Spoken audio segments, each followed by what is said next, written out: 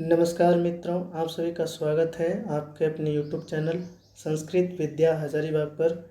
मित्रों, मैं हूँ विद्याधर और आज मैं लेकर के आया हूँ कठोपनिषद का 10वां भाग। इसके पिछले एपिसोड में मैंने आपको बताया था कि जो कर्म था मनुष्य के कर्म में मनुष्य कैसे कैसे कर्म करता है और उसका उसके आत्मा पर कैसे प्रभाव पड़ता है। और इसी बात को लेकर के अब यमराज नचिकेता को बताएंगे कि जब मनुष्य की मृत्यु हो जाती है तो मृत्यु के पश्चात उनका क्या स्वरूप है। जो हमारे परमात्मा है, जो हमारे आत्मा है, इन आत्मा और परमात्मा का स्वरूप क्या है। जब हमारा शरीर मर जाता है, शरीर का नाश हो जाता है, उसके बाद भी आत्मा रहती, तो आत्मा और परमात्मा का स्वरूप क्या होता है शरीर की मृत्यु होने के बाद। इस चीज़ को यहाँ पर द्वितीय वल्ली का जो छठा मंत्र के बाद आज ये 7वां मंत्र है, इसमें हम लोग पढ़ेंगे। तो इसमें बोल रहे हैं कि योनिमन्ये प्रपद्यन्ते शरीरत्वाय देहिनः स्थाणुमन्येऽनुशंयन्ति यथा कर्म यथा श्रुतम्। कि योनिम अन्ये अन्य, अब यहाँ पर यमराज नचिकेता को बोल रहे हैं कि अन्य मना कुछ लोग, अन्य मना दूसरा लोग। तो यहाँ दूसरा लोग से तात्पर्य लेना है कुछ लोग, क्योंकि नीचे में देखिए अन्य आया है, स्थानुम जोड़ अन्य है।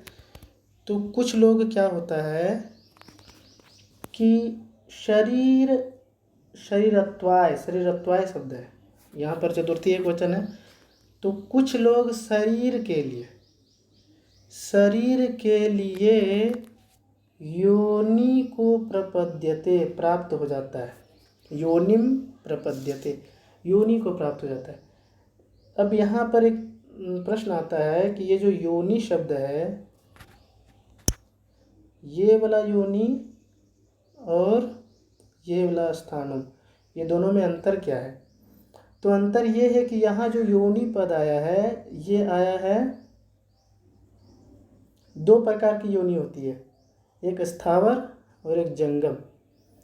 स्थावर का अर्थ होता है ऐसी योनि जो हमेशा स्थित रहती है, जैसे कि हम लोग देखते हैं पेड़ पौधे, इन लोगों में भी आत्माएं हैं, लेकिन इन सभी की आत्माएं एक जगह स्थिर रहती है। जैसे मनुष्य है, कोई भी प्राणी, जैसे कि बिल्ली है, भैंस है, तो इन सभी में क्या होता है कि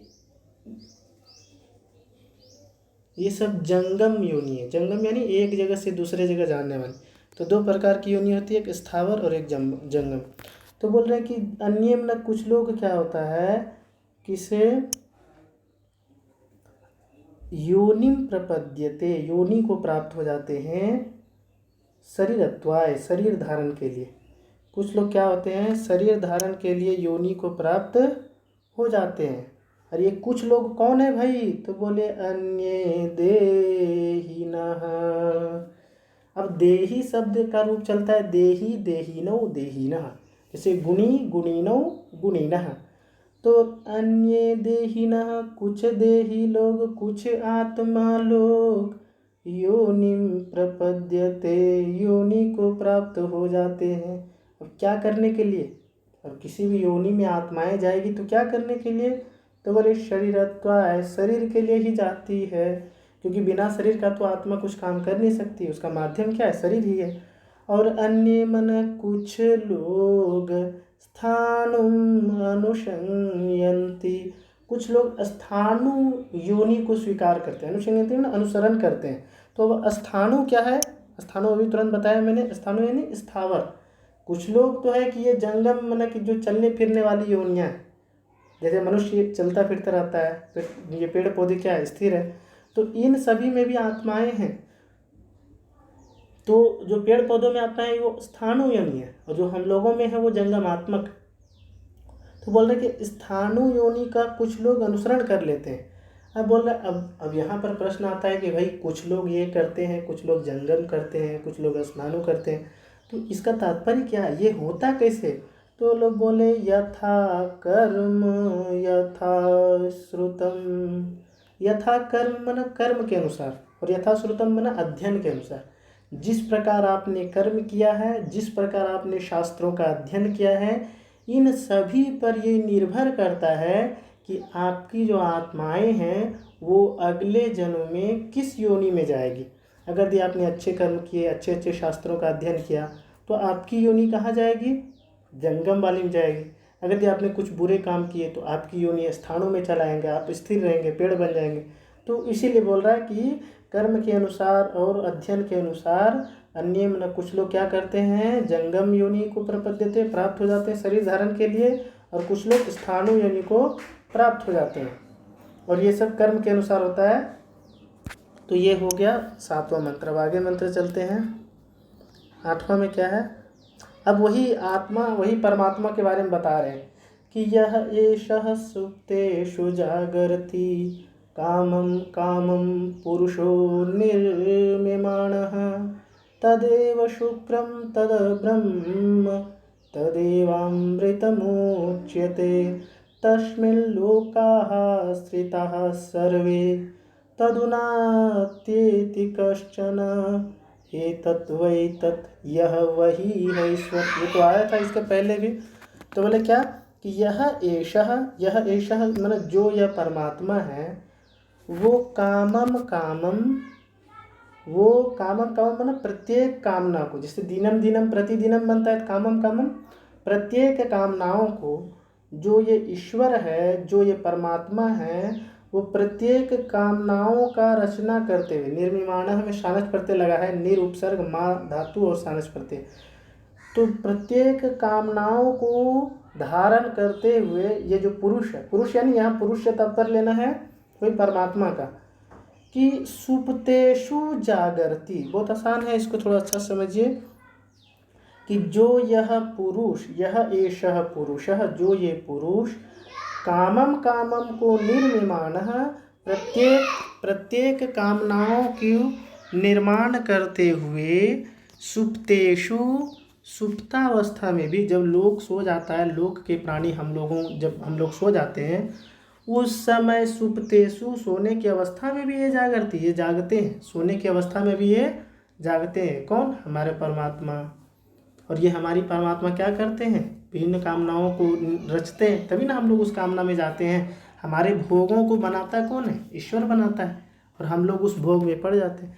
आगे चलते हैं, क्या है?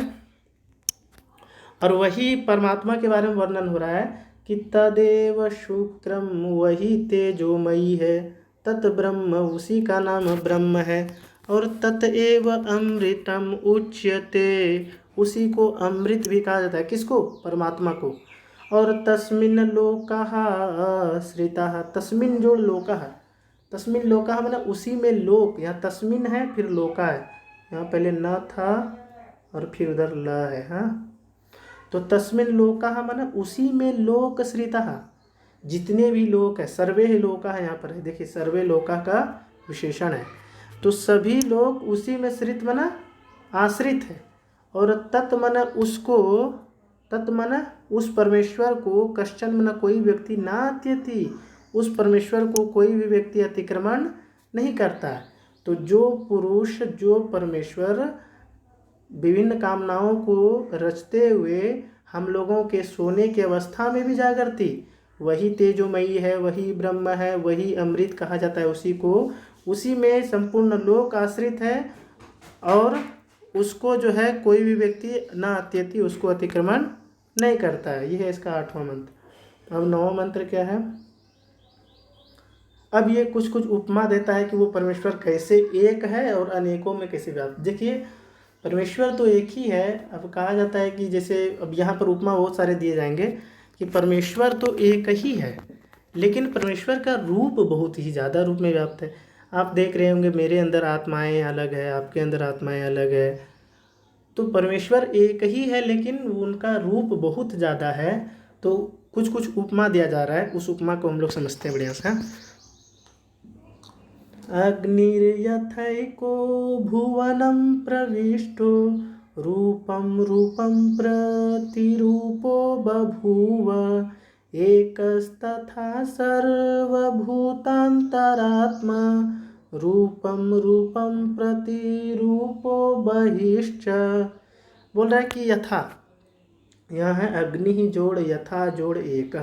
यथा मन कि जिस प्रकार अग्नि ही एक ही है, जिस प्रकार भुवन में जो प्रविष्ट अग्नि है, भुवन यानी संसार, संसार में जो प्रविष्ट अग्नि है वो एक ही है, लेकिन एक होने पर भी एक, देखिए यहाँ पर एक है, तो जिस प्रकार संपूर्ण संसार में प्रविष्ट अग्नि एक ही है, लेकिन रूपम रूपम मन नाना रूपों में, प्रति ही रूप मन उसी के समान रूप वाला हो जाता है। अग्नि तो एक ही है, लेकिन जब गैस में जलाएंगे तो उसका रूप अलग निकलेगा, चूल्हा में जलाएंगे तो उसका रूप अलग निकलेगा। तो अग्नि तो है एक ही, ये भुवन में जो प्रविष्ट अग्नि है वो एक ही है, लेकिन रूपम रूपम मन अनेक रूपों में उसी के समान रूप वाला बभू मन हो जाता है। तथा मन उसी प्रकार सर्वभूतांतरात्मा, सभी भूतों के अंदर रहने वाली जो आत्माएं हैं वो तथा मन वैसे ही है। वो है तो एक ही, लेकिन प्रत्येक रूपों में उसी के समान हो जाता है। और बहिश्च, और सिर्फ उसी रूपों में नहीं है, उसके बाहर में भी। जैसे इसको हम उदाहरण से समझ सकते हैं, जैसे कि मेरी आत्माएं हैं, तो हम अभी जिस शरीर को धारण किए उस रूप को धारण कर लिया आत्मा, और यही आत्मा जब बिल्ली में जाएगा या फिर कुछ और दूसरे जीवों में जाएगा तो उसके अनुसार से वो आकृति को धारण करेगा। उसी चीज़ को बोल रहा है कि जिस प्रकार अग्नि एक ही है, लेकिन जिस जिस रूप को धारण करती है उसी के समान प्रतिरूप हो जाती है, उसी प्रकार सभी भूतों में रहने वाली एक ही है वो आत्मा, लेकिन वो आत्मा एक होने पर भी प्रत्येक रूपों में उसी के समान रूप वाला हो जाता है। और सिर्फ अब देखिए, मेरे अंदर जो आत्मा है वो और किसी के अंदर में भी हो सकती है, तो इसीलिए बोला कि ये बाही ही, ये बाहर में भी है, ये आत्मा बाहर में भी है। ये 9वां मंत्र है। 10वां नंबर क्या है? यहाँ भी एक उपमा है कि वायुर्यथैको भुवनं प्रविष्टो रूपम रूपम प्रतिरूपो बभूव एकस्तथा सर्वभूतांतरात्मा रूपम रूपम प्रतिरूपो बहिश्च। इसमें क्या बोल रहा है कि यथा, अब वहाँ पर अग्नि का उदाहरण दिया, जितने भी महाभूत अग्नि वायु तेज आकाश जल, ये सभी एक ही है, लेकिन एक होते हुए भी जिस रूप में ढालिएगा वो इसी रूप को धारण कर लेता है। जैसे वायु है तो वायु को टायर में डालिएगा तो टायर वाला रूप में आ जाएगा, तो उसी चीज़ लिए बोल रहा है कि यथा मन जिस प्रकार वायु एक है, भुवन में जो प्रविष्ट वायु वो एक ही है, लेकिन प्रत्येक रूपम मन प्रत्येक रूप में प्रतिरूप बभूव, वो प्रत्येक रूपों में उसी के समान रूप वाला हो जाता है। और तथा मन उसी प्रकार सर्वभूतांतरात्मा, सभी भूतों के अंतर में रहने वाली जो आत्माएं हैं वो एक ही है, लेकिन प्रत्येक रूपों में वो प्रतिरूप बभूव, प्रत्येक रूपों में वो उसी के समान रूप वाला हो जाता है। और इसके बाहर में भी है, भविष्य में ना, इसके बाहर में भी है। तो ये तो आसान है। अब आगे चलते हैं। 11वें नंबर में क्या है? सूर्यो यथा सर्वलोकस्य चक्षुः न लिप्यते चक्षुषैर्बाह्य दोषः एकस्तथा सर्वभूतांतरात्मा न लिप्यते लोक दुखेन बाह्यः। तो इसमें बोल रहा है कि सूर्य यथा, जिस प्रकार सूर्य सर्वलोक से चक्षु, संपूर्ण जितने भी लोक हैं उन सभी का चक्षु मात्र कौन है? चक्षु यानी प्रकाशक, सभी संपूर्ण ब्रह्मांड का प्रकाशक कौन है? सूर्य है। तो सर्वलोक से चक्षु कौन? सूर्य है। तो संपूर्ण लोक का प्रकाशक जिस प्रकार सूर्य चाक्षुष है, बाह्य दोष है, चक्षु से उत्पन्न हो जो दोष होता है उसको चाक्षुष दोष कहते हैं, और ये बाह्य दोष में बाहरी दोष। तो बाहरी दोषों से, आँखों से उत्पन्न होने वाले बाहरी जितने भी दोष होता है, तिमिर रोग हुआ या फिर मोतियाबिंद वगैरह, तो आँखों से उत्पन्न होने वाले जितने भी बाह्य दोष है, इन सभी दोषों से ना लिप्यते, इन सभी दोषों से कभी लिप्त नहीं होता है। सूर्य एक ही है, वो सभी लोगों के चक्षु है, और वह हमारे आँखों में उत्पन्न होने वाले बाहरी दोषों से लिप्त नहीं होता है। तथा मन उसी प्रकार सर्वभूतांतरात्मा एक, सभी भूतों के अंदर में रहने वाली जो आत्मा है वो एक ही है, और ये लोक दुखेन, लोगों के दुख से ये ना लिप्यते, ये आत्मा जो है लिप्त नहीं होती है। ये चीज़ यहाँ कहना चाह रहा है। और ये बाह्य कुछ कुछ बता दे रहा है बाद में भी कि ये जो आत्माएं हैं वो बाहरी भी है ना। अब सिर्फ आत्मा मेरे अंदर थोड़ी ना है, दूसरे के अंदर भी, आपके अंदर भी आत्मा है, तो आत्मा बाहरी जगहों पर भी मौजूद है। इसके बाद है 11वां नंबर के, अभी सब अब उपमा है, उपमा को एक एक बार पढ़ते जाइए, इसको समझते जाइए और वाचन करते जाइए, क्योंकि परीक्षा में आएगा क्या, सूर्यो यथा सर्वलोकस्य चक्षुः न लिप्यते चक्षुषु बाह्य दोष है। ये कहाँ की पंक्ति है तो बताना पड़ेगा। आगे चलते हैं। ये 12वां नंबर क्या है, एको वशी सर्वभूतांतरात्मा एकम रूपम बहुधा यः करोति तमात्मस्थं येनुपश्यन्ति धीराः तेषां सुखम शाश्वतम नेतरेषाम्। ये थोड़ा सा आसान है, इसको देखिए।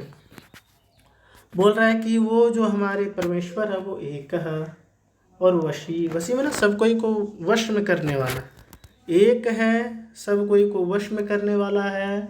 सर्वभूतांतरात्मा, सभी भूतों के अंदर में रहने वाली आत्मा है और एक ही रूप उसका है।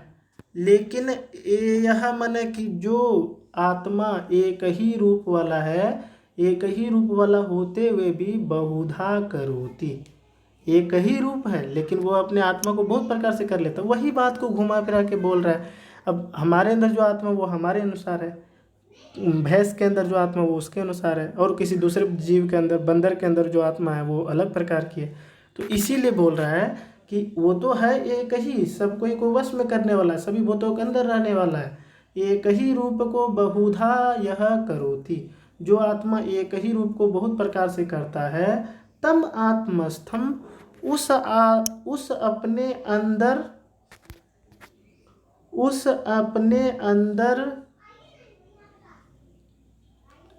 को समझिएगा यहाँ पर कि अब पहले इसको इधर से कर लेते हैं कि ये मन जो धीर लोग अनुपश्यंती मन की देख लेता है, तम आत्मस्थम, उस आत्मा में स्थित परमात्मा को, उस आत्मा में स्थित तम आत्मस्थम, उस आत्मा में स्थित परमात्मा को ये धीरा, जो धीर लोग, जो बुद्धिमान लोग देख लेते हैं, तेषाम मन, उसको शाश्वतम सुखम, उसको शाश्वत सुख की प्राप्ति होती है। अब शाश्वत सुख क्या होता है, शाश्वत सुख मन हमेशा चलने वाले सुख, तो हमेशा चलने वाले सुख की प्राप्ति होती है, ना इतरेशम, किसी अन्य को नहीं होती है इसके अलावे। इसका मतलब ये है कि हम लोगों को परमात्मा का साक्षात्कार करना चाहिए। अब 13 नंबर क्या है, नित्यो नित्यानां चेतनश्चेतनानां एको बहूनां यो दधाति कामान् तमात्मस्थं येनुपश्यन्ति धीराः तेषां शान्तिः शाश्वती नेतरेषां। बहुत आसान है, इसको भी समझ लेते हैं। बोल रहा है जो परमात्मा नित्यानाम नित्य, नित्यों में भी नित्य, चेतना नाम चेतना, एक सूत्र है यतश्च निर्धारणम, उस सूत्र का कथन है कि अगर कहीं पर श्रेष्ठता बतलानी होती है तो वहाँ पर विकल्प से षष्ठी विभक्ति भी होती है और सप्तमी विभक्ति भी होती है। इसीलिए यहाँ नित्यानाम का अर्थ नित्यों का नहीं लेना है, नित्यानाम का अर्थ क्या लेना है, नित्यों में जो नित्य है। चेतना नाम मतलब चेतन तत्वों में भी जो चेतन है, मतलब सबसे ज़्यादा चेतन और एक है, और एक होते हुए भी यह मन है कि जो परमात्मा बहुनाम मन बहुत लोगों के कामों को, भोगों को विदधाति में रचना करता है। बहुत लोगों के भोगों को कौन रचना करता है, हमारे वो परमात्मा। और उसी आत्मा में स्थित परमात्मा को ये धीरा अनुपश्यंती, जो धीर लोग जान लेते हैं, तेषाम शाश्वती ही शांति, उनके लिए तो शाश्वती शांति होती है। अब शांति स्त्रीलिंग था इसलिए वहाँ शाश्वती शब्द आया, मतलब हमेशा चलने वाली शांति प्राप्ति होती है उनको, न इतरेशम, किसी अन्य को नहीं होती है। ये है 13वां नंबर कि जो नित्यों में भी नित्य है, चेतनों में भी चेतन है, अब जो परमात्मा एक है लेकिन बहुत सारे लोगों के भोगों को धारण करता है, उस आत्मा में स्थित को ये धीरा देख लेते हैं, उनको शाश्वती शांति मिलती है, किसी अन्य को नहीं। ये है 13 नंबर। 14 नंबर क्या है? तदेदिति मन्यते निर्देश्यं परमं सुखं कथं नु तद्विजानीयां किमु भाति विभाति वा। अब क्या हुआ कि जैसे ही बताने लगे यमराज कि ऐसा ऐसा है, तो अब तो इसका दिमाग घूम गया नचिकेता का। अब नचिकेता सोच रहा है कि वो उतना सूक्ष्म तत्व को हम कैसे जान पाएंगे। उसी चीज़ के लिए यहाँ पर देखिए वो अपनी मंद बुद्धि को निर्देशित कर रहा है। बोल रहा है कि तत् नचिकेता बोल रहा है कि वह जो यह परमात्मा है वो अनिर्देश्यम मतलब उसको निर्देश करने योग्य नहीं है, उसको निर्वचन करने योग्य नहीं है। और परमम सुखम अत्यंत सुखवान जो है, ऐसा उस परमात्मा इति मन्यते, ऐसा माना जाता है। ऐसा माना जाता है कि तत् वह जो परमात्मा है वो अनिर्देश्यम और परमम सुखम है। उस परमात्मा को ऐसा माना जाता है कि वह जो है अनिर्देश्यम है, मतलब अवर्णनीय है, और परम सुख है उनके पास। तो जब ऐसा मानते हैं तो तम मन उसको, यहाँ देखिए तत् है, तम नहीं। तत् मन उसको कथम नु विजानीयाम, उसको मैं कैसे जानूंगा। नचिकेता बोल रहे कि उसको मैं कैसे जानूंगा, उसको मैं कैसे समझूंगा कि वह किस प्रकार से चमकता है और किस प्रकार से विभावित होता है। विभावती का अर्थ यहाँ पर चमकना अनुभव होना होता है, कि वह किस प्रकार से उसको अनुभव करे, या भा धातु में चमकना होता है, लेकिन वी उपसर्ग लग गया तो उसका अर्थ अनुभव होना हो गया। तो अब ये समझ रहे हैं, नचिकेता बोल रहा है कि वह तो माना जाता है कि वो अनिर्देश्य है, उसको निर्देशन नहीं किया जा सकता, उसके बारे में नहीं कहा जा सकता, और वो परम सुख स्वरूप है। तो उसको कथम तत् मन उसको कथम भी जानिए, उसको कैसे मैं जानूं। अब क्या जानूं कि वह कब चमकता है और कब वो अनुभव में आता है। तो ये था इसका 14वां मंत्र। और 15वां मंत्र देखिए क्या है। 15वां मंत्र तक ही लास्ट है। और ये जो 15वां मंत्र है, अब जैसे नचिकेता तो मन ही में सोच रहा था, जो 14 नंबर, ये बात तो पहले अभी जो पढ़ाया मैंने 14वां नंबर, वो तो अपने मन में सोच रहा है। अब उसी बात को ये जान गए नचिकेता के बात को यमराज जान गए, और यमराज बोल रहे हैं बहुत अच्छा है, उस परमेश्वर का ही चिंतन करके परमेश्वर के बारे में ही विशेषता बतलाते हुए बोल रहे हैं नचिकेता को। और ये जो मंत्र है बहुत ही ज़्यादा महत्वपूर्ण है, इसको पढ़ना है अवश्य। न तत्र सूर्यो भाति न चंद्र तारकम नेमा विद्युतो भान्ति कुतो यमग्निः तमेव भान्तमनुभाति सर्वं तस्य भाषा सर्वमिदं विभाति। बोले तत्र मन उस, कहाँ पर, जहाँ पर परमात्मा रहते हैं, तो वहाँ पर न तो सूर्य चमकता है न चंद्र तारा चमकता। अभी चमकने की बात हो रहा था, भांति विभाति शब्द आया था, है ना, तो चमकने का बात आया, तो ये बता रहा है कि न तत् सूर्य भाति, उस परमेश्वर में ना तो सूर्य, क्योंकि सबका तो मालिक वही है, तो कौन चमकेगा, उसके बिना थोड़ी ना कुछ हो सकता है। जैसे बोलते हैं ना कि उनकी मर्जी के बिना पत्ता भी नहीं हिलता, यहाँ वही है। वो कौन है? परमेश्वर। तो बोले न तत्र सूर्य भाति, वहाँ पर ना तो सूर्य चमकता है, न चंद्र तारकम, ना ही चंद्र और तारक चमकता है। तो फिर क्या चमकता है भाई, ये अब प्रश्न आ रहा है।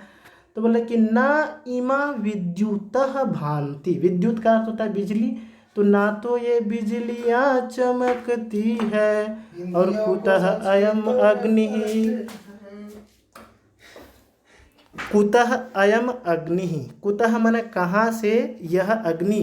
अब माने कि ये बहुत ही अच्छा बात बता रहा है कि जब वहाँ पर सूर्य ही नहीं रहेगा, ना चंद्रमा रहेगा, ना कोई तारा रहेगा, ना कोई विद्युत रहेगा, तो कुतः अयम अग्नि, फिर ये अग्नि कहाँ से आएगा? अग्नि तो आ ही नहीं सकता है ना। अग्नि कहाँ से आएगा? तो तम एव मन उसको ही भांतम अनुभाति सर्व।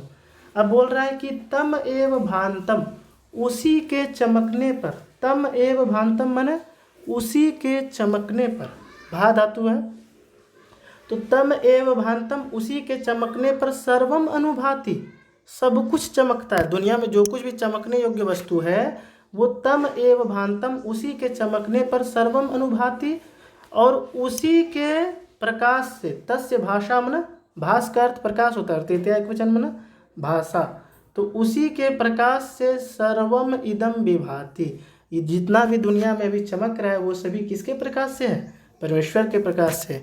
और इसीलिए प्रारंभ में ये कह दिया गया कि उसके सामने ना तो सूर्य कुछ है, ना ही चंद्रमा है, ना ही तारा है, और ना ही ये विद्युत है, ना जोड़ इमा है, हाँ, तो ना ही ये विद्युत है, तो फिर ये अग्नि कहाँ से उत्पन्न होगी?